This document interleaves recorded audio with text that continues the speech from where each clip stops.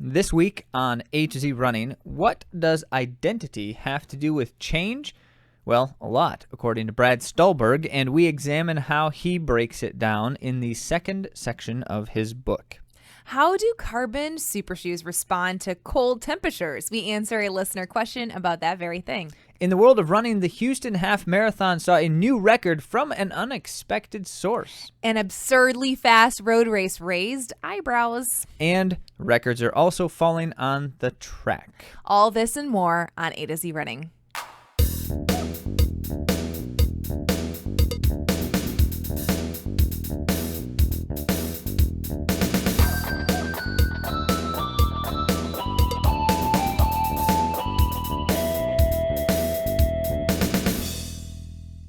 Hey, welcome back to AtoZ Running, where we help runners thrive with information, inspiration, and coaching and training services. I'm Andy. And I am Zach, and just a reminder that you can learn everything you need to know about the things we do at AtoZrunning.com and follow us on the places where we are followable, like Instagram, Spotify, YouTube. And for those of you who did not know, you can both listen and watch on Spotify. They've got that new video feature. I don't know how new it is, but we just realized they have that. There's also an interaction component, though, to Spotify that's even a little bit more, shall we say, rigorous than the traditional just like writing a comment on things. And there's like a Q&A kind of dynamic with every single episode. So you're welcome to interact with us. Not just welcome, but fully invited with all the enthusiasm we can invite you to do the thing, because we like to interact with you more than anything else. That's the stuff we like to do the most. So comment on the places, ask the questions where you can find us, and we would love to see and hear more of your thoughts. With that same enthusiasm, we also want to invite your feedback into how we can better do this thing. Our podcast, if you have thoughts about it, if you like the format, if you'd like to see anything changed or different, we like your feedback, because that helps inform us as to how best serve you to help runners thrive. Andy at least wants your feedback. I think we are perfect in every single way. Oh, and so why would we change Except anything? for all of Zach's sarcasm, that's the thing. Hey, by the way, if you're in the Midwest, at least, winter happened quite suddenly, and we've been buried under feet of snow. That's not an exaggeration. That's not an exaggeration. At least where we are. Yes. We're getting, like, smashed. So there's a thing, for those of you who don't live near large lakes, then you're not aware of this term. Having lived near a large lake my entire life, I thought this was just commonplace, but people have told me that that's not a normal thing that people talk about. They call it lake effect snow.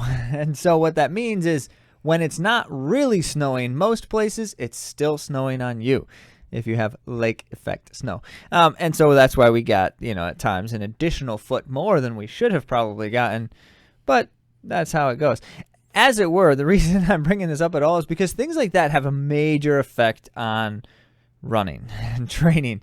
And it reminds us of two things, I think. The one is how much I appreciate things like indoor running facilities and treadmills.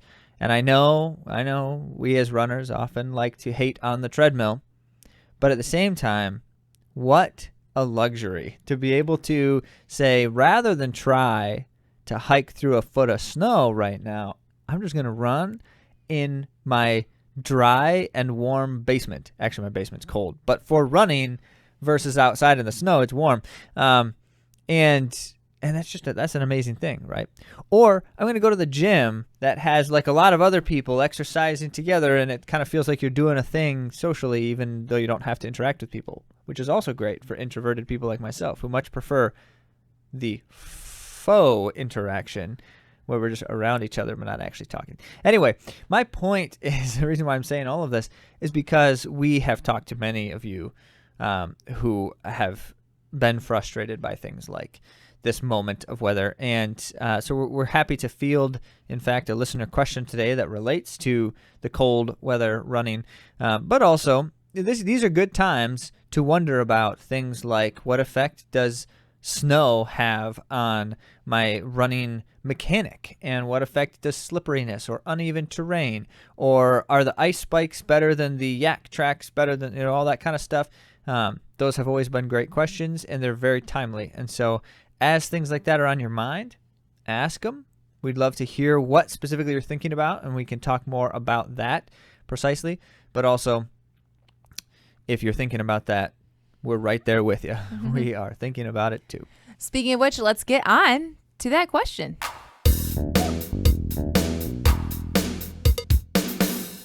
This listener question is from Laura. She writes, one thing I was just thinking about. I remember Zach mentioning once that the value of super shoes basically diminishes or goes away entirely under a certain temperature.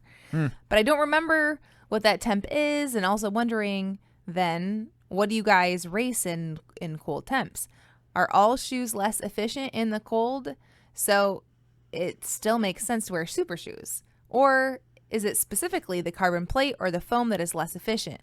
Wondering how you guys would alter your race shoe choice in cold temps.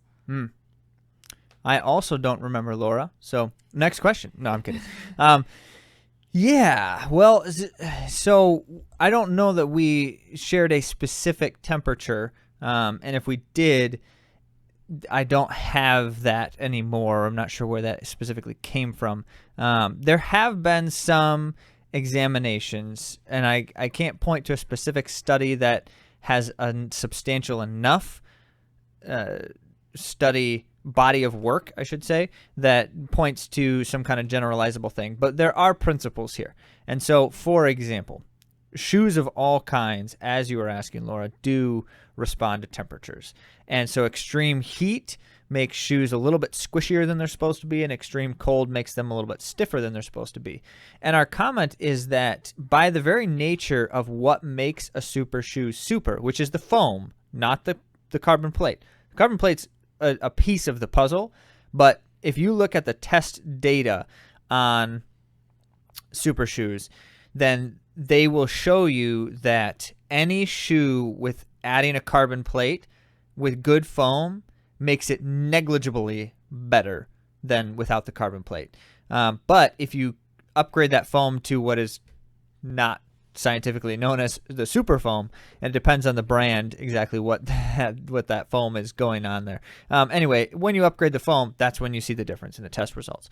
So the foam is going to make the biggest difference in the shoe, and as it were, what makes the foam so impactful is the nature of how it both absorbs energy and returns it. And so that combination of the squish and spring, which is very unique to certain compositions and materials. And so as that happens, in colder temperatures, both of those things happen worse. And so if you take a shoe, let's call it a not super shoe, and you give it the cold temperatures, it stiffens up the shoe, just like it's going to do with any kinds of composite rubbers or foams. Now, for a shoe that is otherwise just kind of a normal shoe and it just makes it a little bit stiffer, that's not really changing much about the running experience. For the super shoe, it's changing it so substantially that it's no longer super, or it's getting much, much less super. Personally, I have run a race that was very cold before, and I still found a benefit to having the super shoe, and I think part of it was the way that it's designed to help with your form and your mechanics. It drives you forward, and so I think there can still be a benefit by the race shoe design, even if the super foam isn't giving you the pushback, or not the pushback, you know what I'm saying, the propulsion forward. Well, the other point, though, further still, is that I'm not necessarily arguing that going and running a race in 32 degrees and a 5K means scrap the super shoes because it's cold out, because there's a case to be made, and this is why I say there's not a large enough body of research to suggest decisions at this point in time. But, for example, foam probably is affected by temperature differently than something like water. And by probably, I mean absolutely. And so if that's the case, then it probably means long exposure has a negative effect, whereas short-term exposure may have almost no effect. You have to have substantially colder temperatures. You also have to have substantially longer exposure before it really is going to do something to the responsiveness of the foam, for instance. So I don't know that if you wear super shoes for other races, I don't know that I would say, don't wear them for the cold one because it's cold. There's a good chance that it's still having, in a sense, a net positive effect. And then there's other factors, as Andy noted, even just one of them being, if that's a shoe that you feel the most comfortable in when you're racing, you're still going to feel comfortable when you're racing, whether or not it's as responsive. They're still lighter than my Brooks Ghosts. They're still light. They're still, yeah, right. So, no, I don't think, Laura, that you change your approach because the temperatures are colder. But I do think we see, and actually there is some kind of effort to find out exactly where this is, but we see what is clearly an optimal temperature range where the shoes seem to perform the very best at. And it's not a very narrow range. I'm not intimating that it's like the 5 degrees that are the best degrees. But point being, outside of the sense that may in fact be the case, I don't.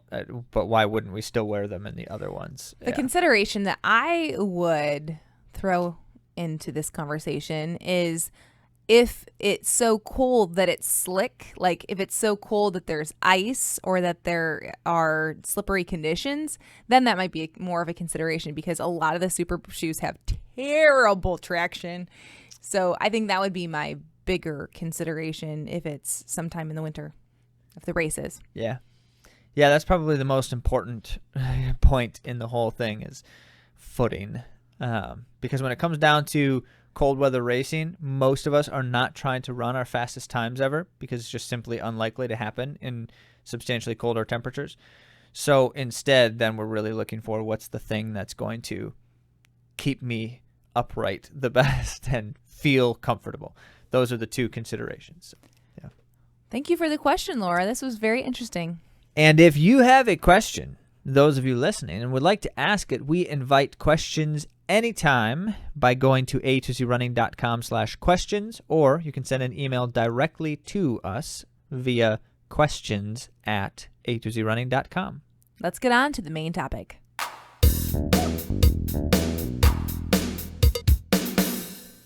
Last week, we began 2 weeks ago, but last week we dug deep into the first section of Brad Stulberg's book, Master of Change, or Masters of Change?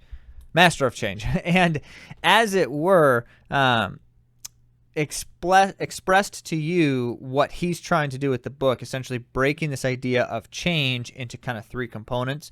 And so last week was the mindset component, which is how we perceive change. And we talked about how we should expect hardship in any kind of change that's happening, and as well be deliberate in our expectations, because we quite clearly can see that our expectations influence how we experience a thing. And so being aware of that, but then taking it a step further than being aware of it and really trying to condition my expectations appropriately. There's a lot to that. If you missed last week's episode, it was a very interesting one. And as these types of topics tend to be, it wasn't written for runners specifically, but there are a lot of connections for the kinds of things we pursue, whatever they may be, including running. Mm-hmm. And any other goals that you have as you have new goals or changes that you're pursuing in your own life. Here we are midway through January. Mm-hmm. And this is this is kind of a gut check moment. Most people are still pursuing their New Year's resolutions fairly consistently at this moment in time.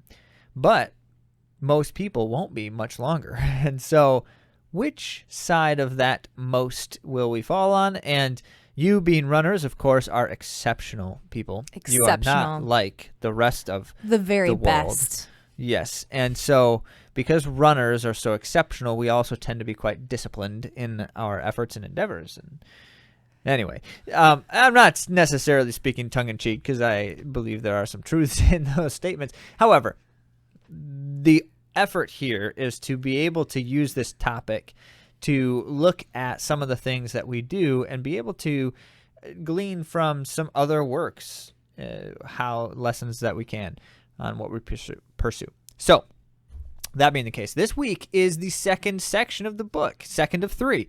And so we'll be able to wrap it up then next week.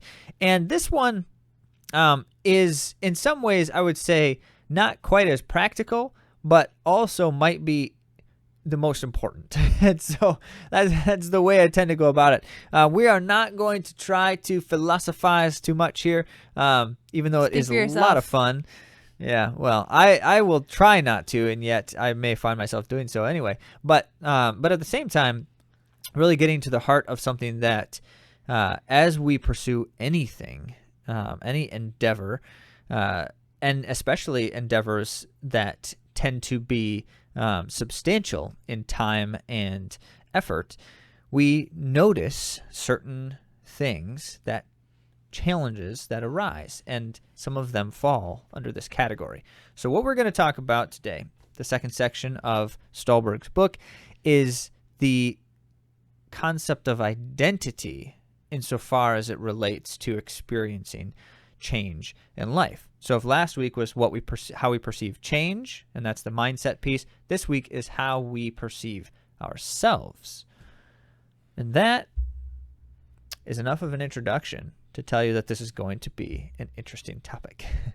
So 2 sections or 2 chunks of this identity piece that we want to dwell on a bit here. And as Stulberg wrote them in the book, the first is this idea of sense of self, and of course that's what identity is essentially, is a sense of self, and especially what stands out about what Stulberg called persistence in sense of self, the things that tend to endure, or the things that tend to make something endure.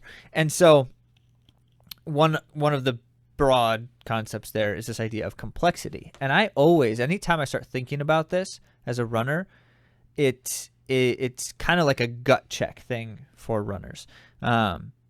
We look at all those studies, and in particular, the one that we often like to share, which is what happens when a runner becomes obligatory, is no longer something that I'm doing out of the joy and desire to do it and enjoyment of it, but like a sense of obligation in it, that tends to begin to produce many negative drawbacks.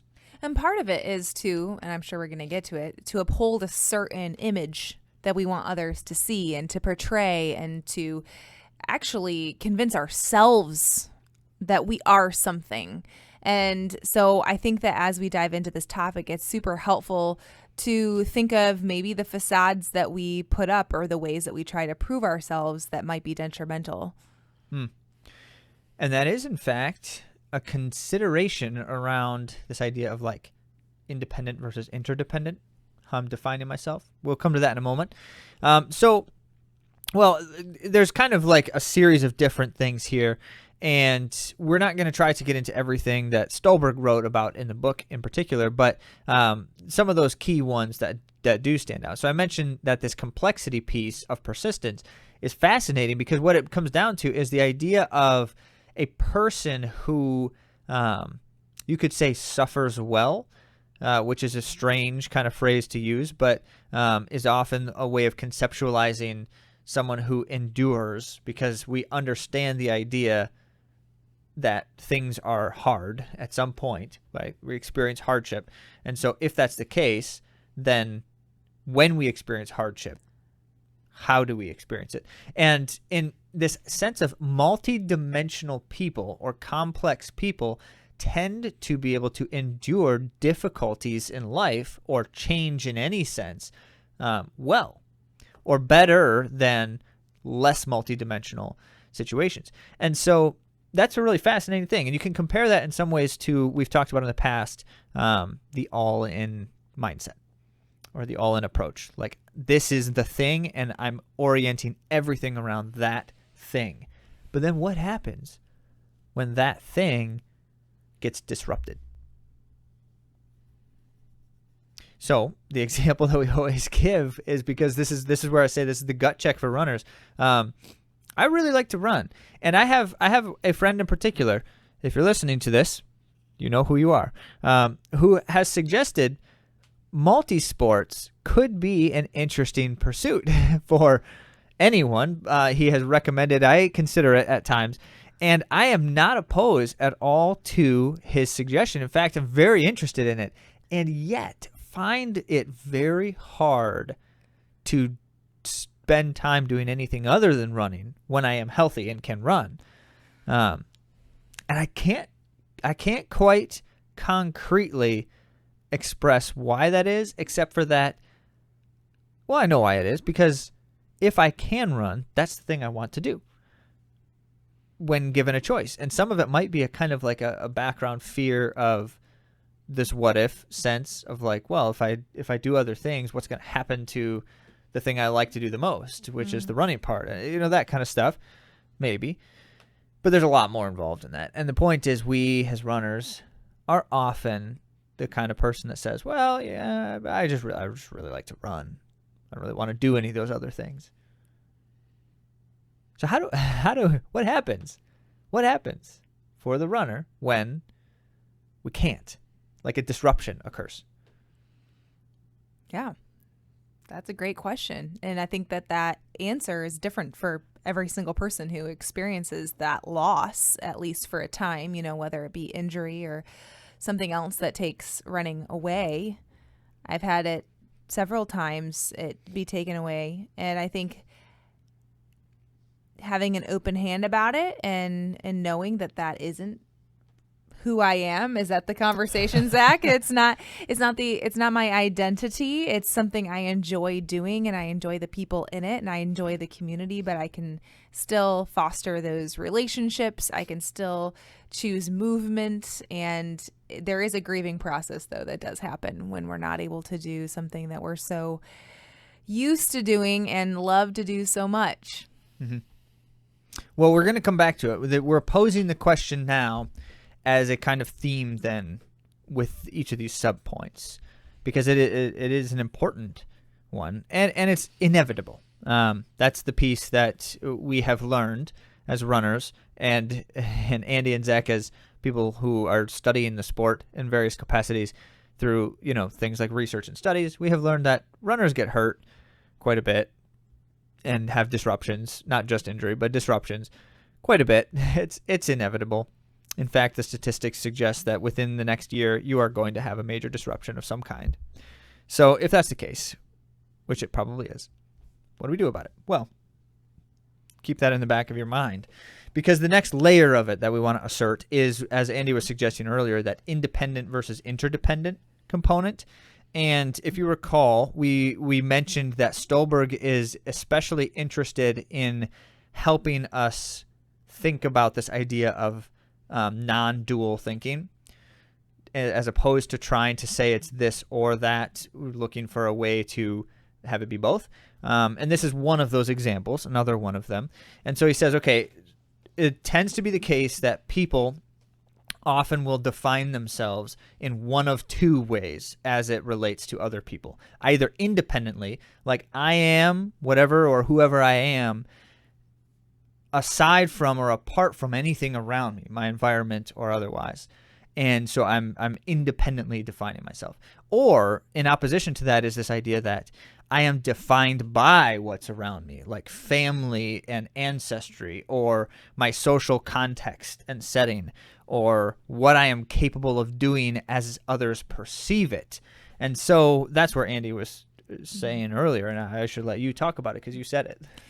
Well, when you said that last piece, what I am capable of as others perceive it has been a very difficult piece of my identity crises that I have experienced. And a lot of times it is more of a projected pressure that I had on myself that I thought other people had of me. And it made it very difficult for me to find joy and to pursue excellence without hindrance. I very much struggled with that because if I think other people expect things of me and I don't feel like I'm coming through, I feel like a failure. And I feel afraid because I think that achievement or success is expected of me. And so that has been a difficult part of my interdependent side of identity that I've had to, it's been toxic for me that I've had to separate myself from. And not trying to cast any kind of judgment or call any particular person out or people, but so many times as we talk with other runners, things come up like whether or not I am disciplined and consistent depends on whether I am running with other people.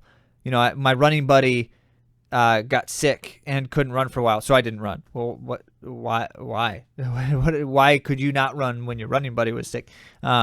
Or, which, by the way, there's a lot of reasons why that may be more and less Safety legitimate, and right? things like that. But the point being, it can be, as we've talked with so many, it can be negative on both sides of it. So the negative on one side is I am enabled only through the interdependence, and the other side of it is I am disabled because of the interdependence. And that may be something like, well, I'm not doing the thing because I'm concerned about what other people see or perceive, or because I'm not what I think I should be right now. You know, I'm getting back into it. I'm not quite there yet. And so I don't want to go do an event that other people are going to see that I'm not quite there yet, and maybe they're going to feel something. Or so many people have said, well, I'm not posting on Strava right now because I'm just getting back into it. I'm not quite there. And it's like, well, what? Why does it matter whether or not you're at some level when you're posting on Strava? But could be a healthy thing to not post if it's going to make you feel pressure.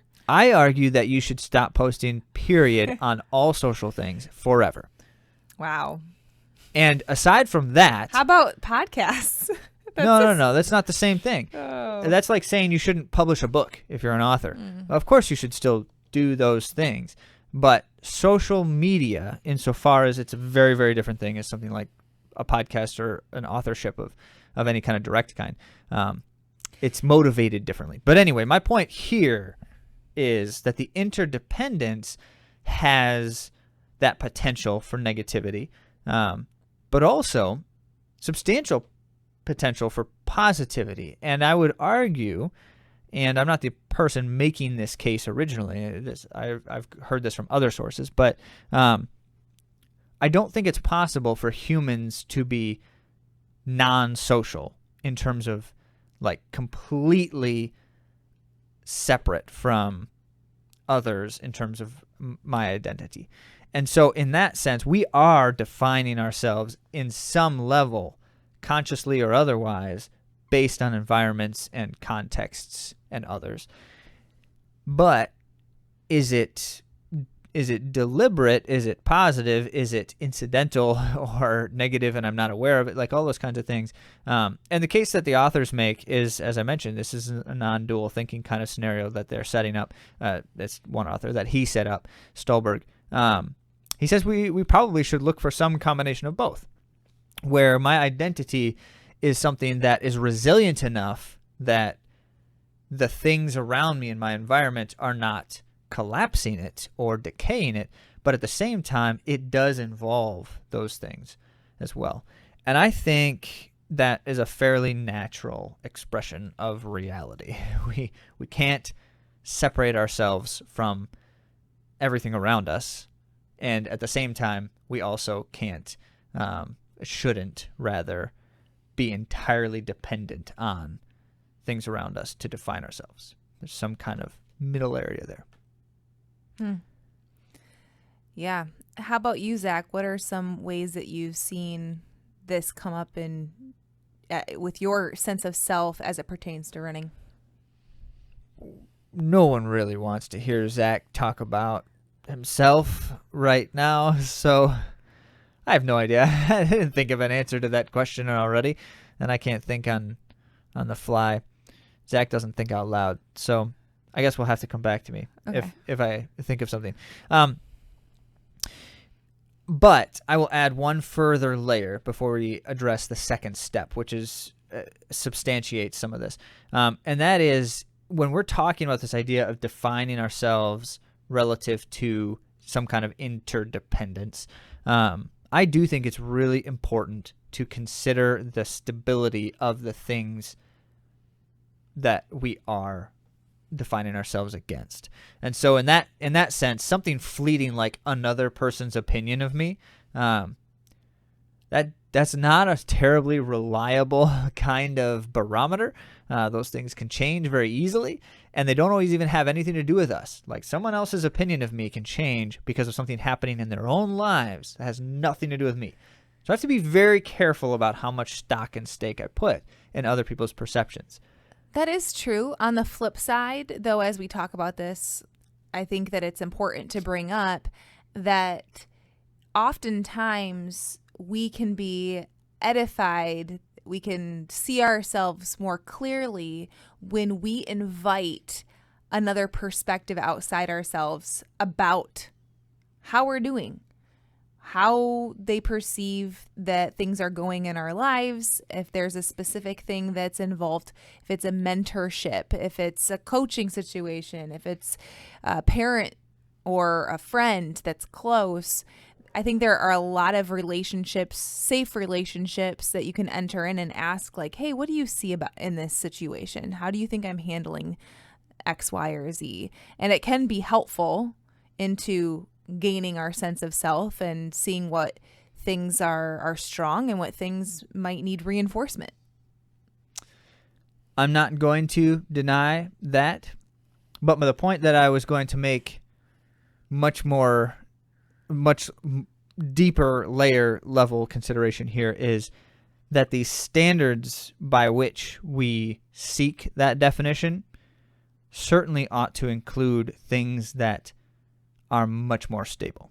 And that's where you start to get into the existentialism of all of this. Like, you know, what are those fundamental things? And we're going to talk about this in the next one here.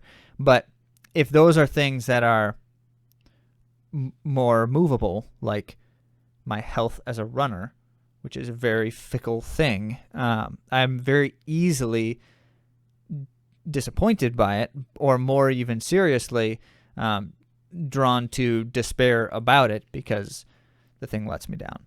And so that's where we consider this next step, which is how do we protect our sense of self insofar as Stulberg is laying out this idea that we need something that is stable and yet is not so fixed that it can't be influenced by new considerations. And so I think this is an important reflection because at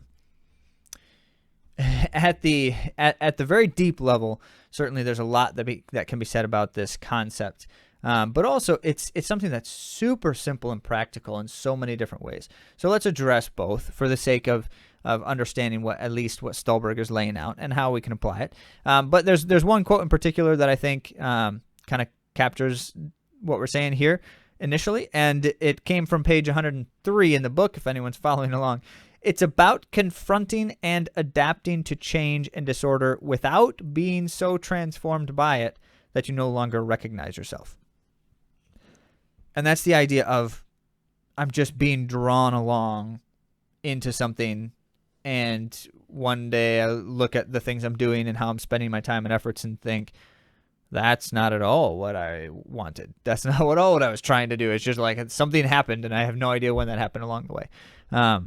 So at a superficial level, we could say in education a lot of times we talk about things like this, like the idea of boundaries are what create a sense of normal. And it's really important to have simple types of boundaries so that there is some kind of routine sense of normal.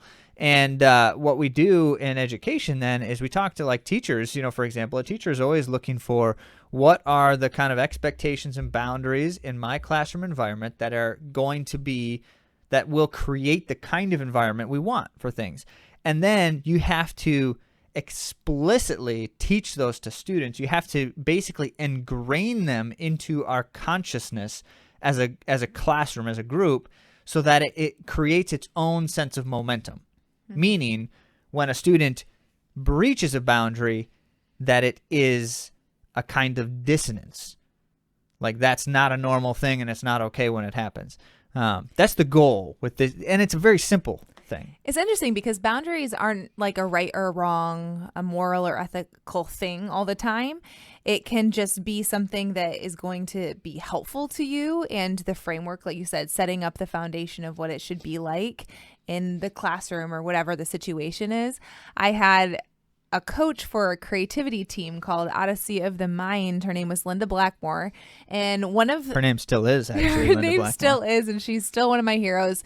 And she's been a mentor to me. But one of the things that she set up as a rule, as a boundary with our group, is that we weren't allowed to use the word can't. Classic. You can say, I haven't done that yet, or I need help to complete that.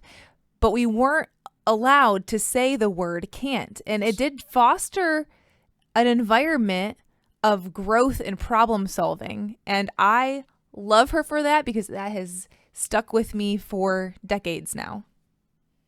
So you can't say the word can't? I'm choosing not to say the word can't. But the rule is you can't say the word. So I'm actually doing this on purpose right now because one, because Zach likes to be a contrarian as often as possible, but also this illustrates the principle that you have exceptions to all things, right? Context matters. You, of course, can say the word can't when it's things like, we can't throw those glass bottles at each other's faces. We can't do that, right? But as it pertains to a certain aspect of what we're doing, we can't say the word. That's where you see the multiple layers of the thing. Yeah, I like it. It's a good one. Good example, Andy. Mm-hmm. Sorry for contrarianing Linda's thing. All right, so if that's the principle, like we have to have a sense of boundaries, how to establish those boundaries as they pertain to our identities, you could say, then is this idea that Stulberg brings about. He talks about core values. And this is where it all kind of comes back to tying everything together. And this is very important for us as we're talking about this on the podcast right now. We shared last week that we were going to get into this. There are things more important than running, obviously. And insofar as that is true, there are also times when we have to make decisions about what we're doing as we pursue some goal or some desire or some change. We have to make decisions that may be counter to some of our goals and desires in favor of other things. When we make those decisions, we ought to have some kind of guiding what's creating a sense of what's important for us. And that's where this idea, as Stulberg illustrates it, is he actually, as a life coach, apparently he does some aspect of life coaching as well. As a life coach, he talks with people about let's create a list of what are some of the, and he calls it 3 to 5, gives it a number, 3 to 5 of the kind of the most important things, the core values. And then you write a statement about it that clarifies it. And then you come up with examples, like how do I actually practice that in day-to-day living? Like what does that actually look like when I'm just living my life normally? And that exercise is important because if we don't deliberately consider like what is most important to me and for my sense of self, but also for my life, like at a day-to-day living kind of level, then things tend to just happen. And we would argue that things that just happen by themselves will invariably bring about some kind of problem, some kind of conflict or tension at some point. And that's where we talk about this with our runners a lot, which is what is creating the dissonance. I'm feeling like, there's some difficulty, some struggle in making this thing happen, whether it's training or other aspects of life. What's creating the dissonance and what's most important there? And how do we make sure we keep that mind set? So that's where we would say we would always be the first to say that running is pretty low on the list of the kinds of things that are most important to people. And yet at the same time, we also all understand that most of these things have a kind of shifting ebb and flow. And so there may be some times when running is more important than other times. And you've got, this season I'm training for a big marathon. I've never done the Chicago Marathon before, and I finally got in. So it's going to take a little bit higher priority than it has in the past.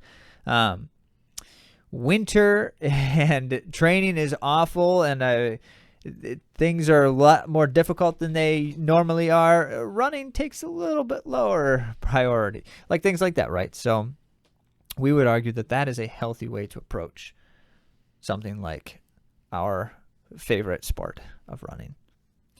So when you look at like core values, Zach, do you think that it could be something like, I want to show up, be disciplined, be someone that people can count on, that type of aspect that actually is the underlying purpose of our running? Because I don't think that most people, when they look down at the core of what they're proud of about their running, it's not like the certain time, but it's the fact that they woke up early in the morning to get the training in, that they pushed through discomfort, that they were able to transform themselves to become better. I think that those, if I'm kind of hearing this right about the core values, those might be a value that even if you didn't have running, there could be some element of that you continue to pursue that you're proud of. Yeah. Well, so examples include and things like self-discipline, as you're expressing it, Andy. Very much is the type of thing when people talk about this idea. Now, once again, an argument can be made that there are some core values that are less substantial and may have may not be quite as core enough than others. So like hard work and self-discipline are pretty core, you could say, but like being fit, which you can see is kind of a layer removed from hard work and self-discipline. Like hard work and self-discipline likely will produce things like being fit if you're pursuing some activity like a sport like running, but not necessarily. And being fit of itself is an end that you don't necessarily always control, right? Right. You can always be hardworking and self-disciplined, regardless of your state of existence. But you can't always be fit. You don't always have that option available to you. So that's where I would say, when it goes back to my original point earlier, and I wanted to make the point then, but really underscore it now, which is that we need to have, as we try to anchor ourselves in these kinds of things that are substantial and stable. The kind of stuff that should be at the very center of what's driving how we define ourselves and the things that are important in our lives should be as stable as possible. And in fact, we ought to be able to have those kinds of things be the kinds of things that we can layer anything that's going on around us on top of them and have them remain largely the same. And so that's where Stulberg would argue that those things don't necessarily stay. They're not permanent inherently. Some may well be for your entire life pretty permanent, but they can potentially change, and yet they shouldn't change easily. That's one of the pieces. Now, I would argue there are some core values that we should be able to have that would never change. Things like love, for example, like the idea of being loving probably should not be contextual in some sense. Like there's a lot of different ways we could describe what I mean when I say being loving, but so they're in the point to be made here that there are some things that are much less likely to be able to change than other things. But we should look for, as we're trying to identify what's important to me and how is that then influencing how I perceive myself and how I do the things that I do, that's an important exercise. And I don't know that I'm telling everyone here that you need to sit down right now, and if you don't have 5 core values, you need to write them out. And if you want to do that, that sounds like an interesting thing to do, certainly. But more importantly, we should be deliberate enough in the way we go about things that we do have a clear sense of priority and importance in our lives. I can give an example of one of my core values, core thoughts about myself, my self-perception, and it's something that I'm striving for, so I don't hit it on all the time, but I believe that God has created me to be a life giver. And so with my words, I try to be life-giving with how I act towards people and how I demonstrate kindness. I try to be life-giving. So that is one of my core values, that even when other things may change or life circumstances happen, I can still be a life giver. Yeah, right on. And then in that you can see that also then prioritizes, when we talk about prioritizing, that also prioritizes how you respond to situations and people. And so I have many options in whatever's happening around me. And I can choose many different courses of action. Why would I choose some over others? And these are the kinds of things that should inform that choice more than a moment's emotion or a moment's reaction. Now, we're actually starting to get into next week's topic, which these things ought to be that way, right? Topics ought to naturally move into each other. And so the final section is in some ways the practical aspect, because it's the application of these ideas, and that is actions. And so what are the actions that we would take as a response to change around us if we're thinking about these mindset and identity considerations? So we're going to get into that next week to wrap it all up, and then we'll be able to illustrate the principles in some other examples coming soon as well. Great conversation. Thanks, Zach. Now on to the world of running.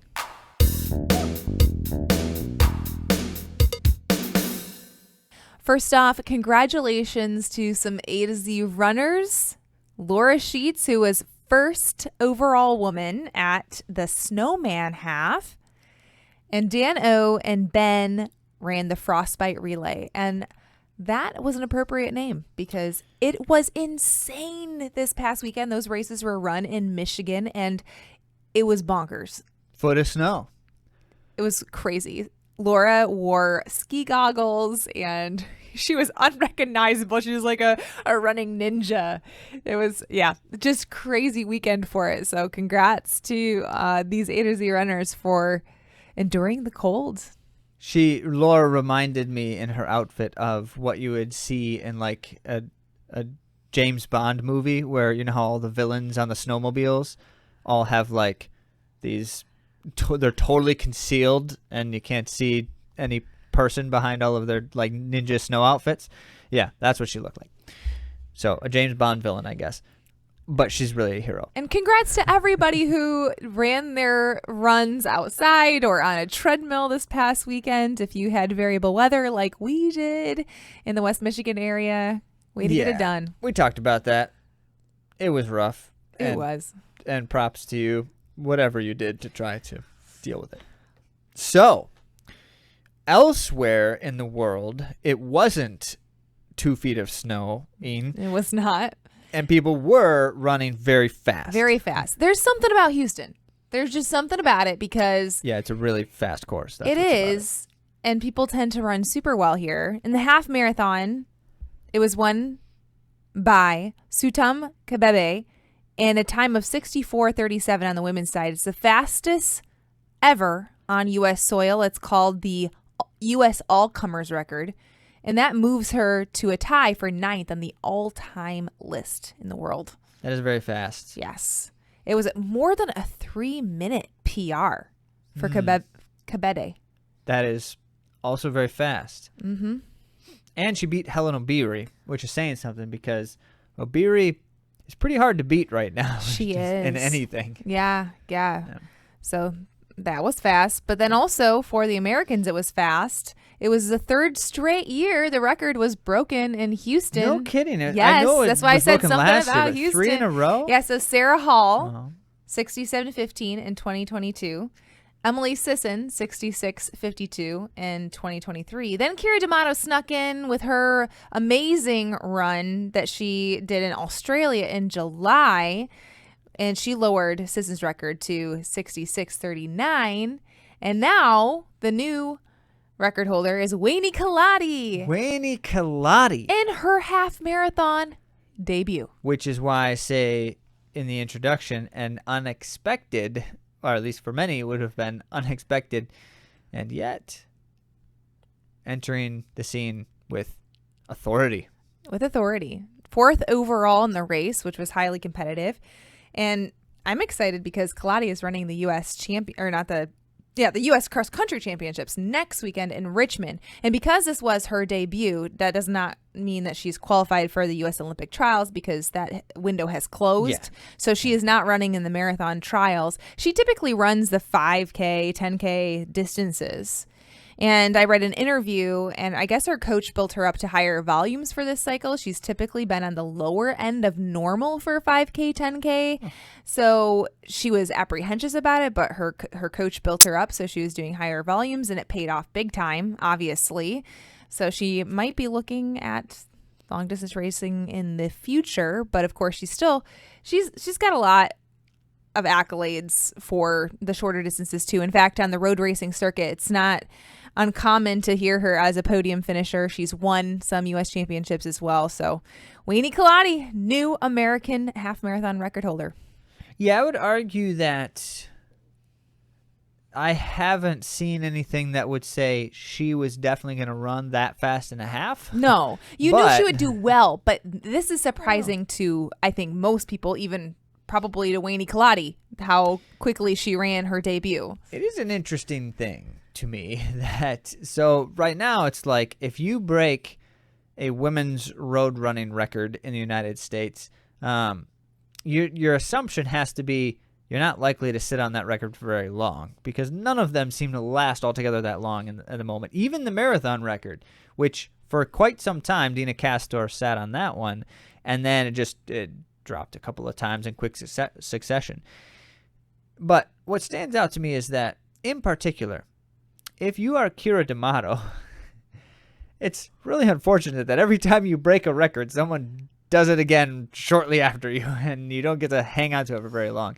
That's got to be a little bit frustrating, at least. But and Emily Sisson too, because she had the record. Well, she then still D'Amato holds the got the marathon record. record, I at know, least. but they kind of went back and forth, the two of them, because Kira Yeah, I D'Amato guess had the marathon Kira- record. yeah. Emily Sisson broke that, and then Emily Sisson had the half marathon record, and Kira D'Amato broke that. So it's a lot True. of back and forth. But here's the good thing that you can hear from all of this is that the U.S. women are on the rise. They're getting better and better. We're showing up with a lot of amazing U.S. women. So, yeah, it'll be exciting to see the Olympic trials. Yeah. Well, speaking of exciting things, important to note that people were watching some of the finishers of the Houston races to kind of get a sense of like what to anticipate from the trials, because a number of people running in the Olympic marathon trials on February 3 were using Houston as a kind of tune-up race. So, interestingly enough, some things happened that made people think, now that makes me change some of my predictions for the trials in February. So that's always kind of fascinating to me. Namely, among them, the one that stands out to most people is that Galen Rupp did not have a phenomenal race at Houston. That doesn't really change anything about what I think about Galen Rupp and his marathon capacity at the U.S. Olympic trials, because Galen Rupp has never been one to like always have this great tune-up race before his big moments. And it wasn't terrible. It's not terrible. He's just didn't compete as well as like it's not. And who knows the it's not intention the of it? time. It's whether or not he Maybe he right. was running it at marathon effort. Well, who knows? No. But the point being, again, and that may be part of it. Who knows exactly what Galen Rupp was doing, and or what he's willing to do that close to the race, because Galen Rupp is a very deliberate runner, has been his entire career, and so it stands to reason that you shouldn't read too much into anything that happens except for the one, the big one. Well, Bia Simbasa of the USA was the top American finisher in a time of 60:45. And you'll recognize that name if you listen to this podcast, because he was a name that we called out lots of times on the road racing circuit as a top 3 finisher and champion. Yeah, you'll also recognize that name if you were following the road circuit and you saw all of his many exceptional finishes. Some good things, certainly, from Houston. It's always exciting. We certainly congratulate Zuhair Talbi for the marathon win. Yeah, so he's a previous podcast guest. He's from Morocco, and he trains in the USA. And he ran a time of 2:06:39, which boosts his chances for Olympic selection to represent Morocco. And he won the race, which is really cool. Yeah, I mean, I would have been shocked if he wasn't selected for the Olympic team prior to that, but now with that under his belt as well, we'll see. But very exciting. Certainly that. Speaking of exciting, it just seems unreal. So we're going to share this bit of news, but we're still a little bit in disbelief about it. Well, for good reason. Okay, let me say this before we share the results. There's some widespread skepticism around this one in particular, and it's not necessarily like that one person ran so fast that's making me skeptical, but so many people ran so much faster than they ever had before that when that happens in one race, it raises questions about, like, is it possible that the course was a little short, or that they did something wrong in the course that was, just a small thing that changed a little bit about it, that kind of stuff? Or is it just like the course is set, it's a downhill 10K kind of thing, all that kind of stuff, right? So there's some skepticism. We'll tell you what happened, and then we'll watch the airwaves and see what news continues to come of it. Mm-hmm. So the women's world record 10K on the road was broken by Agnes Negetich in the time of 28:46. Also broken by the second place finisher in the same race, Immaculate Anyango.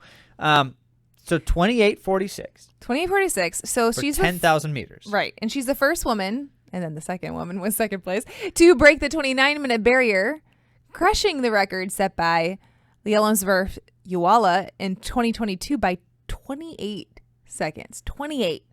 Okay. Negetich's 10K time is also faster than the women's world record for the distance on the track, just set by Lintezabet Gede, which is 29:01.03. So no woman ever anywhere had run faster than 29 minutes, even on the track. And then she crushed it. Yeah. To run 28:46. And second place also bested it. So that's why those are more evidences to suggest there's something uncommon about this particular event. The unofficial mid-race 5K split. This is unofficial, so this is just from, what people have said about it. She also ran 14:12, which is faster than the road 5K record as well. Yeah. So that's also incredible. And this was also, I had read this and I did not verify for myself, so take it with a grain of salt, that it's the highest scoring female performance. They rate performances compared to others in history and how fast they believe it is compared to other disciplines. And this is the highest scoring female performance of all time, over Sydney McLaughlin's 400 hurdle world record. Oh, and that's something. Yeah. That record's like one of the most insane records relative to others in the event ever. Okay, so yes, that should tell you something. That should tell you this. Now, what we forgot to add here, the caveat is Agnes Negetich is not one of the best distance runners in the world. She's good. She's rock solid and she's up there. But she's not a Sifan Hassan, a Litesenbet Gide, a Faith Kipiegan. She's not on their level. So the fact that she just ran that fast on the roads and others in the race also were running so much insanely faster than they have, is where the skepticism really takes root. Nagedich will now focus on the World Athletics Cross Country Championships in March, so we'll get to see her compete against others there to see if there is such a large discrepancy with her and the rest of the world. And then she does plan to compete in Paris for the Olympic Games this summer. Yeah, which, by the way, this was something that a whole lot of conversation started on a thread of why does this road race have anything to do with the Olympics, too. In case you weren't aware, there's a number of things that have been strange about qualifying for the Olympics this year. One of them was the addition that a 10,000-meter track runner can qualify with a few different events, not just running 10,000 meters on a track. And so the World Cross Country Championships is one that helps you qualify for the Olympic track event, and certain road race accolades as well. So this kind of an accomplishment by Nagedich does boost her chances of representing Kenya for the 10,000-meter track events, despite the fact that it is not a track race. Okay. Briefly on the men's side, it was no surprise that Jacob Kiplimo of Uganda was the first place finisher in a time of 26:48. Now, moving on to just one brief note about a fast collegiate runner. As you know, the indoor season has begun and youngsters are flying per usual, I guess, lately. But Yusuf Bizamena ran the collegiate record in the 1,000-meter run, which is near and dear to my heart because it's a weird one, but I ran it indoor in college. And he clocked a time of 2:18.26. This isn't surprising, seeing as he is the reigning NCAA Division I indoor 800-meter champion. But he moves up to the number 4 in all of British history. And this might be interesting to you, Zach. He has an NIL with On Athletics. On is getting those NIL deals. That they are. If they can't be a shoe sponsor of a school, which they are not currently in NCAA, they're at least gaining quite a bit of attention by putting their name on a bunch of these popular collegiate athletes. Yeah. Winning the popularity contest, which is what the NIL thing is all about. All right, so that's fascinating. Now, there is one other thing, a bonus, and I didn't tell Andy we were going to talk about this, but it's really interesting, so we wanted to share it. The United States Olympic Marathon Team trials are coming up very soon. We'll keep you posted on that as it unfolds. Interestingly, some insider information for you. Are you allowed to share this? Did they I have put no any idea. disclaimers before you started the I didn't meeting? have to sign anything anywhere, so it doesn't matter to me what they think is or is not private information. No, I'm kidding. This is not private information. There was a recent webinar, in like a Q&A for the athletes about some of the details surrounding the event, and one of the questions that came up, and it's funny to me because it was asked near the end of the Q&A time, and it made the Q&A go like half an hour longer than was intended, than was planned, which I just find to be so funny.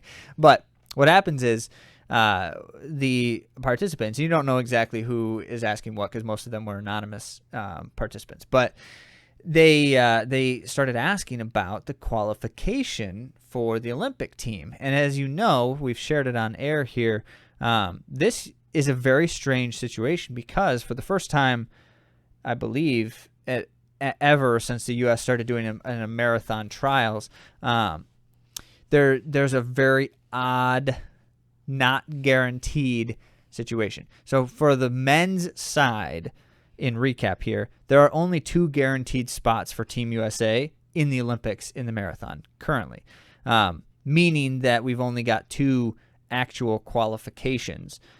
Now, that being the case, it doesn't have to be those 2 people who qualify. Essentially, the way it works is you unlock 2 spots for your country. And so there's a whole bunch of stuff involved in that. There's a way for the 3rd spot to get unlocked after the fact, and it's most likely going to happen. So the assumption right now is that 3 runners for the men, Team USA, will in fact still go to the Olympics. But the question surrounds what the U.S. is going to do about that third spot.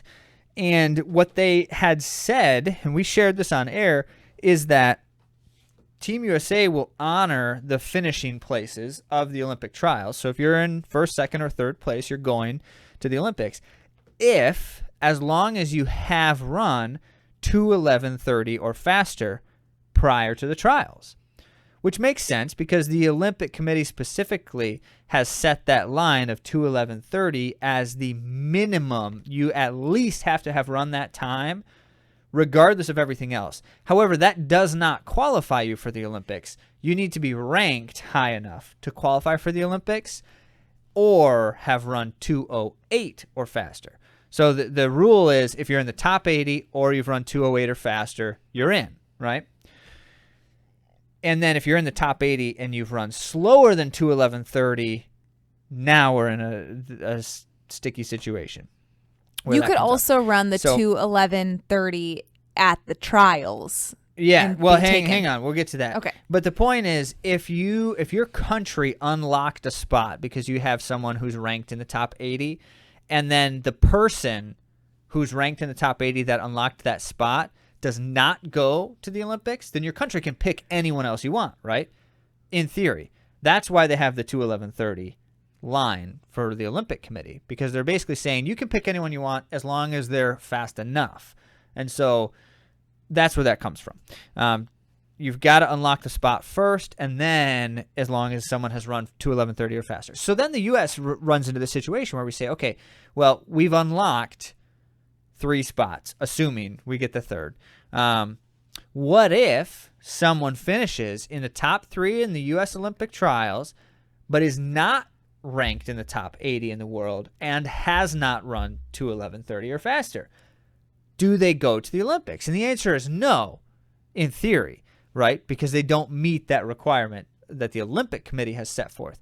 So then the reaction to that is, well, what are their options? Does that mean you're it? That's it? They just go to the next person on the list? Or can you do something after the Olympic trials to try to improve your circumstances? And this is where the question started to get weird. So then people started asking, okay, can you chase like improving your ranking after the fact? And the answer is yes, from the Olympic standpoint. You can improve your ranking up to the end of March, I think it is. Actually, it's like April sometime. And so if you do run other races and you finish well enough at a qualified event, then you can potentially get into the top 80, even if you weren't before, and that puts you in a qualifying state. Now, what got weird was when the representative for Team USA said, but the United States is not going to let people chase the time, the 2:11:30 time. And what they mean is they don't want anyone to run a marathon between the Olympic trials and the Olympic Games.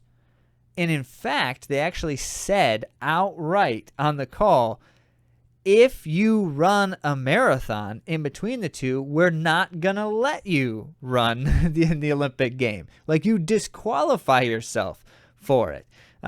Now, their point specifically was in response to the question, okay, so what if you run the Boston Marathon and win it? Which, by the way, would qualify you for the Olympics.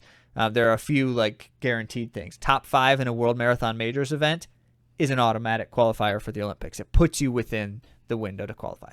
Okay, so they're like, okay, what if you do that? And they're like, well, yeah, that's great. You unlock another spot for Team USA, but it's not going to be you. If you did that, if you went to Boston this year and won the Boston Marathon and finished top 3 in the U.S. Olympic trials, you wouldn't get to go to the Olympics because you ran that marathon. That's how crazy, right? It started to get so many questions started to come out because people are like, well, what about this situation? What about this situation? And it's like, so what you're telling us is basically no matter what you do, if you're not ranked well enough and you finish top 3, that we're not going to let you do anything about it in between the two. And to his credit, one of the representatives insisted that just simply wouldn't happen. You would not have a situation where someone has been able to qualify for the Olympics but hasn't run fast enough, that 2:11:30. He's like, everyone is going to be way faster than that on that list. And so we're just not that worried about it. But it does create some incentive for the American men in the Olympic trials to have a little bit faster race. It's going to be a faster race. Because if the top 10 all run under 2:11:30, then no one's concerned about it, right? It's not a big deal. If the top 3 do, then no one's concerned about it. It's not a big deal. But traditionally, the Olympic trials has been an uncommonly slow race. Tactical. So, especially because it's held in Orlando, which tends to be hotter this time of year. And Atlanta was not fast. And Atlanta was a slow course. It was a hilly course. Yeah. So we'll see. Now you've got the inside scoop. You probably are thinking, why did I need to know that? Because it's weird. That's why. It's interesting. It's interesting, and it just makes for a little bit of drama around that Olympic trials race. So it'll be so fun. Can't wait. All right, everyone. Thank you so much for joining us, and we'll talk to you next week.